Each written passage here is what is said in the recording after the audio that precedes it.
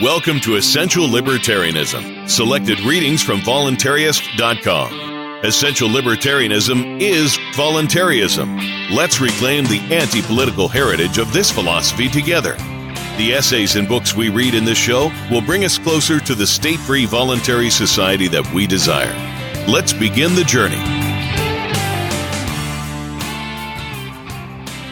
The Illegality, Immorality, and Violence of All Political Action by Robert LeFevre. There are only three arguments possible by which to try to justify the concept that some men may rightfully rule over other men and other men's property. Probably the earliest and the most frequently employed relates to force. If I am big and strong enough, I may be able to rule you. Whether the force is obtained by superior military might or by the presumed might of the most numerous group of voters expressed at the polls, the argument is the same. I'm big enough to have my will over you in any case. Hence, my rule of you is just and proper. The second to emerge is the appeal to a theological justification. God wills it. Therefore, I have divine rights and may rightfully rule over you. I'm special, set apart by the Almighty. Hence, I may rightfully seek to control you and your property, even if I should happen to lack the military force to do so. The only other argument possible is the contractual one. You have voluntarily, as your own free act and deed, entered into an understanding with me in which you grant me certain decision-making functions over you and your property. However, if we wish to be precise at this point, a contractual rule is not rule in any logical legal sense. The separate contracting parties are always in a position to abrogate the contract and to renegotiate, whereas this is never true with government as we presently know it.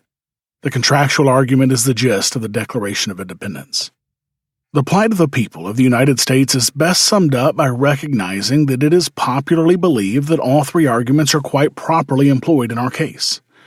It is presumed that 1. Our government is strong enough to rule, therefore it may properly do so. 2.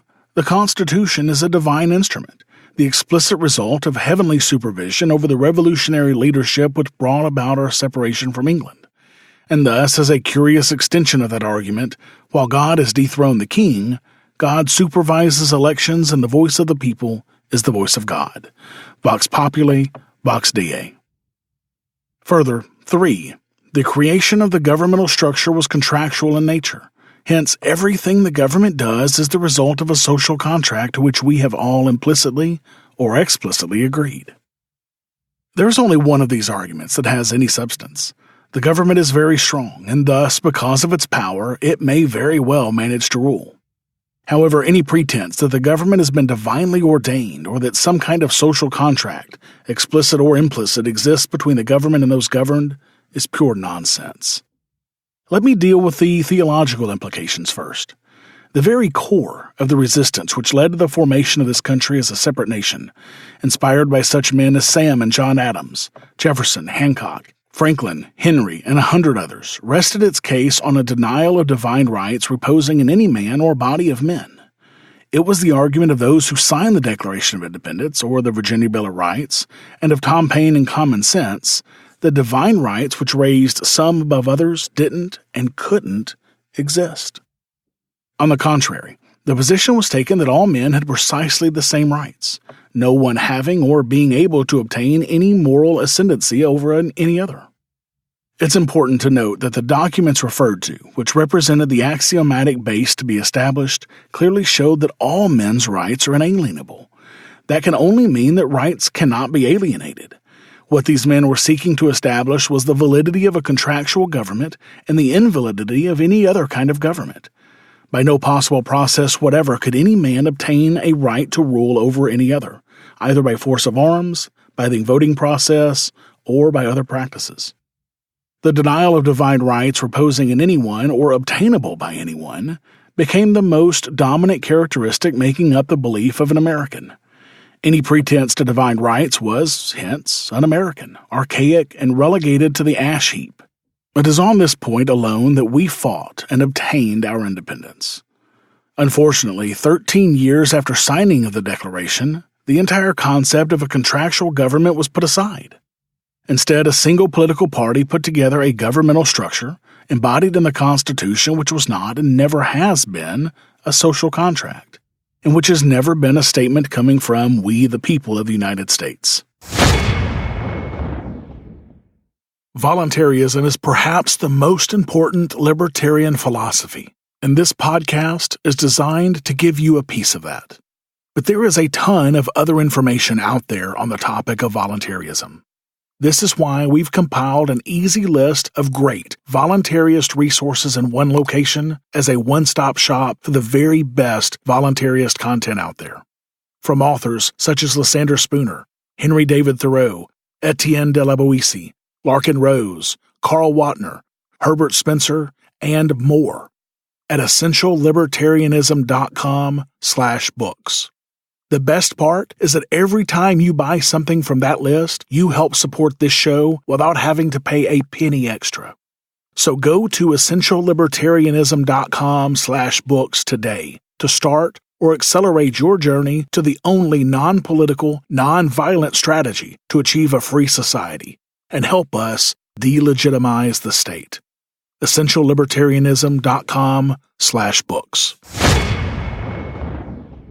Beginning approximately in 1785, a couple of years after the signing of the Treaty of Paris, which brought about our legal severance from England, a political party calling itself the Federalists was organized. This small but determined group put together the so-called Constitutional Convention of 1787 and managed to obtain a majority approval of the instrument they had designed as a new form of government. The delegates were bound to return their findings to the state legislatures, which had authorized their sojourn in Philadelphia for the convention. But this was never done. The Federalists well knew that the instrument they had framed would be disapproved by every state legislature then in existence. Hence, they wrote into the Constitution Article 7, the process of ratification, specifying that the Constitution would obtain ratification from the conventions of 9 states. This made it possible for the Federalists to avoid virtually certain rejection by the state legislatures and also placed control of the conventions in their hands.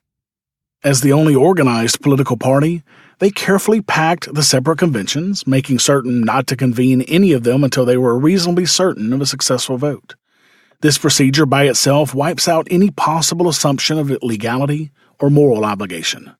The Constitution was drawn up by a single political faction, was subsequently read by fewer than 10,000. This is a generous estimate. It probably fell far short of that number, and was approved by simple majorities with a total of fewer than 6,000 delegates participating in scattered conventions.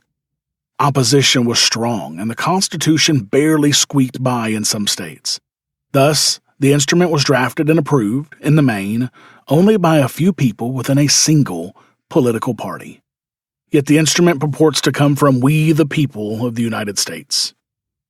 In view of the undeveloped communications systems, the absence of roads, and the huge size of the rural populations, it is probable that a vast majority of Americans of European, Asian, or African origins didn't even know that conventions were being held, or that an instrument had emerged claiming to be a contract with them. At the time this was occurring, the total imported population was approximately 3 million people. By no stretch of the imagination can the deliberations of some 6,000 or 7,000 of that number be presumed to bind the total number within a contractual agreement. In further support of this argument, the evidence shows that popular voting for presidents, beginning with George Washington, was so meager that no effort was made to preserve the figures. Thus, for the first 10 presidential elections, the only figures available are those showing electoral votes. However, in 1824, when no candidate obtained a majority of electoral votes and the election was decided in the House of Representatives, for the first time the popular totals were retained.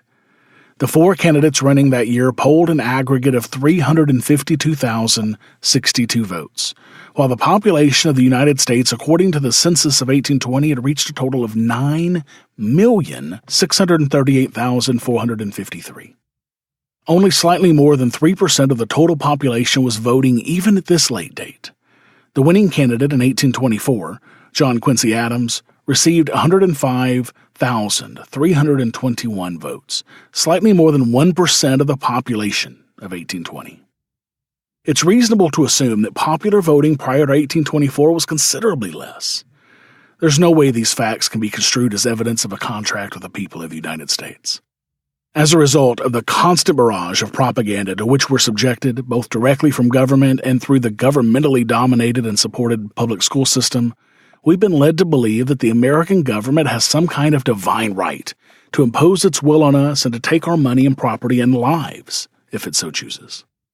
And if the divinity of the election process is denied, then it's argued that the Constitution came into existence as a result of a contractual understanding in which well-meaning persons entered into a voluntary association for mutual benefit. The facts are to the contrary. Therefore, there is only one argument that can be validly applied to the American government. It rules because it has the power to rule. This is the justification of brute force. Every law, ukase, rule, or bit of legislation enacted at federal, state, or local level is backed up by the ultimate threat of death. That may sound like an extreme statement, yet it is true, and applies even to traffic citations. Let us suppose that a person has received a summons because he has allegedly violated some statute, law, or ruling. He decides that the summons is unjust and that he will not obey. The men in government decide that they will compel him to obey. Clearly, it's always possible for men in or out of government to change their minds. The government can fail to prosecute, and a man who decides he will not submit to prosecution may ultimately decide to do so. But let us assume that both sides remain adamant. What ensues? Legal formalities will be followed, of course. The unwilling target of the prosecution will receive a series of warnings, each more harsh than the last.